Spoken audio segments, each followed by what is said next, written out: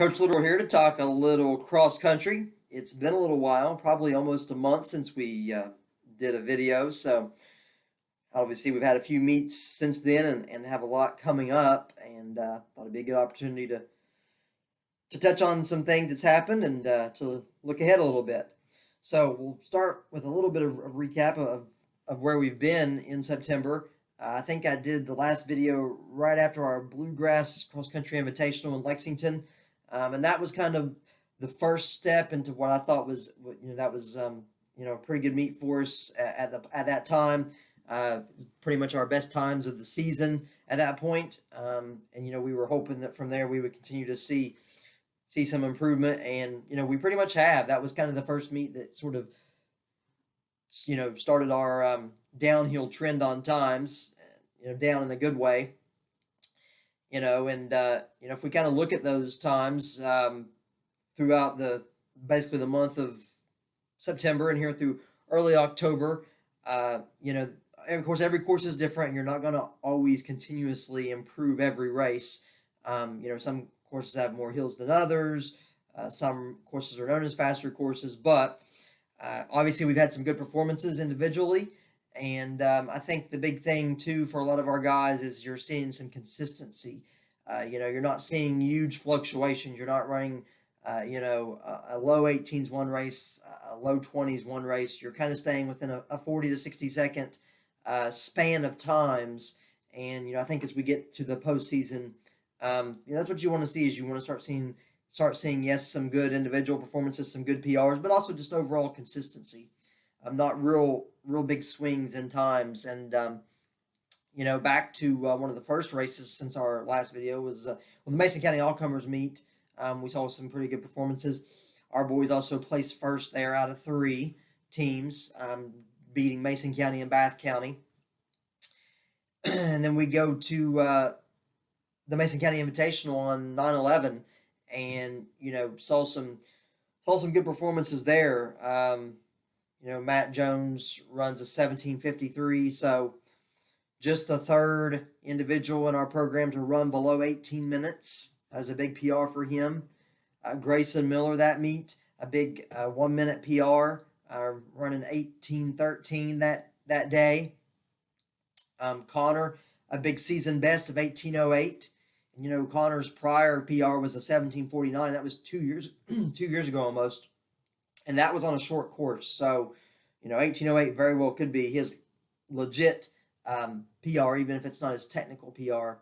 So, Brayley that meet had ran at that point her season best, and PR from that race from John Paul, and a PR of that race from Eli. So, we were feeling, and a PR of that race from Mike. So, we were feeling pretty good after the Mason County Invitational. Bryant had a season best run that day as well. So then the following week we went to Scott County, and we went to a course that I like it because it's spectator friendly. It's a good course to coach on, but it's a little deceptive. I mean, when you look at it, it doesn't. You see a pretty long gradual hill, but it's a pretty challenging course compared to maybe some of them that we're on. Certainly not as challenging as the first one of the season in Notre Dame, but that Scott County course has some long gradual hills, and so you saw the times dip a little bit there. But after that we had a week off from meets, and we came back yesterday at the Centerville Saturday Night Lights, and that was a unique experience for them because it was a night race. It's not something you do in cross country. Yeah, you have some night races in track sometimes, but not so much in cross country. Obviously, because it takes a lot of lighting to light a cross country course. But we went up to Centerville, and Brayley just had a great race, 21:33, almost a minute improvement from her prior season best, and she was just a few seconds off of her personal record. In fact, I think she kind of missed. She said she misjudged or misunderstood the finish where it was actually going to finish. So I think she felt like she probably could have PR'd, but she thought the finish was going to be about 150 meters or so closer than what it actually was. So that started us off A lot of tough competition. This is a huge meet. They actually divide it into 3 races, and a varsity B, a varsity A, and a championship, and it kind of goes in that order. Your lower ranked teams to your higher ranked teams in the championship race. Both of our teams were put in the varsity A races. So, then you look at the boys varsity, and Matt, Mike, and Grayson all ran times that were pretty close to their PRs within 20 seconds or less. Again, that consistency was important. John Paul set a PR, and Bryant set a PR and a season best because he had not PR'd this season. Of course, Bryant dealing with a groin injury, and so it was good to see him run the 18:10 yesterday. The thing about groins is that doesn't mean that it's healed or anything. That's not the way those injuries typically work. Really just rest is what heals that. But it's good to see him perform well there and apparently feel pretty good afterwards. So that's kind of where we've been as we go into the month of October here, and this is kind of championship season now here in the month of October. Talk a little bit about our upcoming meets. This Tuesday we have the Buffalo Trace Conference Championship at Mason County. It's a small local meet. It is only open to schools in Bracken County, Robertson County, Mason County, Lewis County, Fleming County. Well, Robertson and Lewis don't have cross-country teams this year, so that means it'll be Mason County, St. Pat, Bracken, Fleming, and us. So a small meet, but again, it's always a good meet to go to because you always like to see how you stack up directly against your local schools.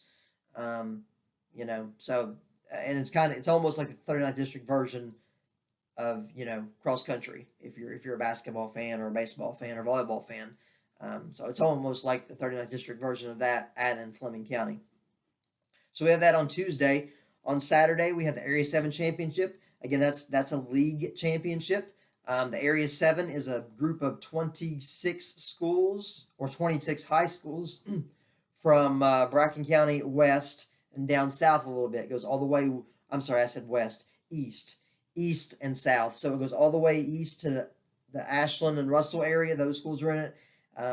Down through Montgomery County, down through, Powell County, Wolfe County. So not every school has to come to that. That's obviously a choice that they make. But, right now I think there's going to be, 16 or 17 of the schools are looking to attend that. So it's always good. There's always some quality schools in there. So that should be we hope to have everyone healthy. We have had some, some health, some injury issues, and some of those are lingering issues. They're not enough to necessarily shut somebody down, but they have been enough to. We've got 3 individuals in Eli, Connor, and Bryant who have been restricted some on training for various reasons and for several weeks. So obviously the goal here is to get everyone as healthy as possible going into the postseason.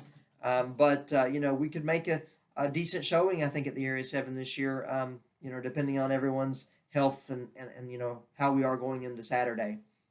It's also the meet that we're hosting, which I'll come back to in a few minutes.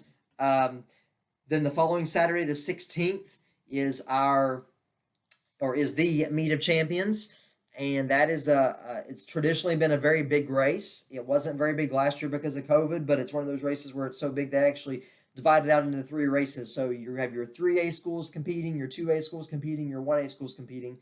There are pros and cons to that, but a pro is that you're really getting a look at your Class A schools. We're in Class A. That's where that's kind of where our sights are focused for the postseason. So we get to see how we stack up with the other Class A schools directly, and that'll be a bit of an afternoon race. It's a 12:30 start for Class A, so it won't be a real early morning for us. So we've got that on the 16th. The following weekend on the 23rd. Of course, a date that we're really looking at, that's the Region Championship. That is at Masterson Station Park in Lexington. We've already been there once. We don't know if it'll be the exact same course. It's at the same site, but we don't know how they'll do the course this time. But it's an afternoon race because that's an ACT day. So they want to give individuals the opportunity, if they need to take the ACT. It would be highly suggested that you take the ACT in that area, all right, somewhere around Lexington. But the girls varsity races first, and that race will start at 1:30. So again, 1:30 on Saturday, October 23rd is the regional meet. The following weekend will, of course, be the state championship for anyone who qualifies or any team that qualifies. And we actually just found out the breakdown, or I just found out the breakdown today of that schedule. So we will compete, or we would compete if we qualify, on Saturday, October 30th. They're going to have the 2A race on the evening of the 29th. They're going to have the A and the 3A races on Saturday, October 30th. So the girls' race, if Bradley would qualify, would begin at 10 a.m. And the boys' race, should our boys qualify, would begin at 11 a.m. So again, that's 10 and 11 a.m. on Saturday, October 30th for the state meet.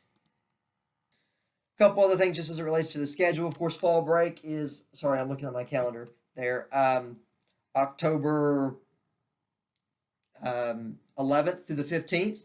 So we always practice a couple less days on fall break, just to give the kids not necessarily a break from running because they still need to run, but a break from practices. So they're going to get the Monday off after our Area 7 meet, so Monday, October 9th, and they get off Friday, October 15th.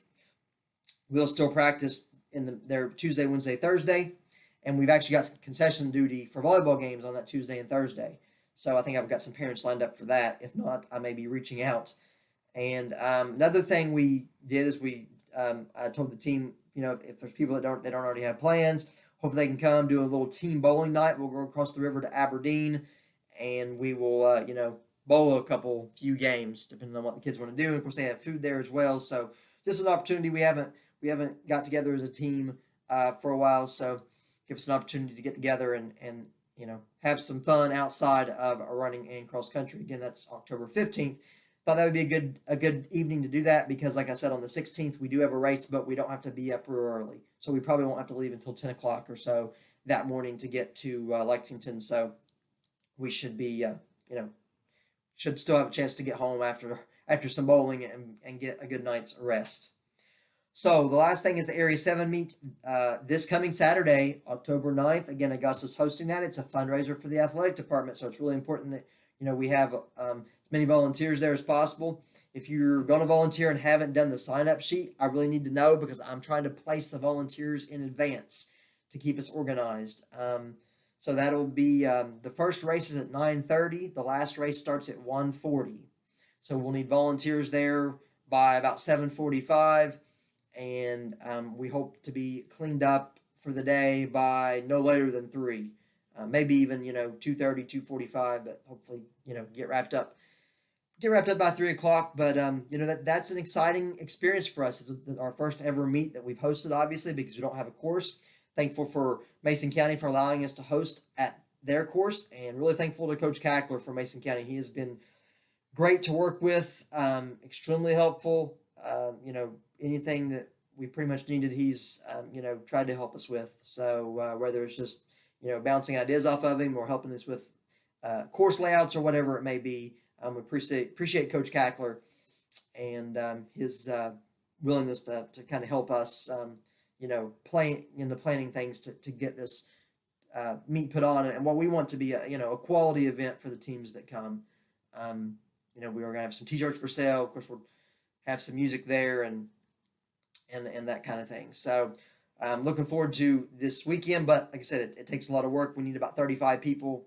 We're up to, I think, 22, 24 or so. So if you've not signed the sign-up sheet, get with Coach Literal or Coach Cam or Coach Snap and let us know so we can get you on the list and get our volunteers all placed before that day. So it's going to do it for today. Again, a lot coming up just with our sort of our end of season races, a lot of conference and league championship races, things like that, and it'll be the regional meet before we know it. So thanks for tuning in, and we'll see everyone this Saturday.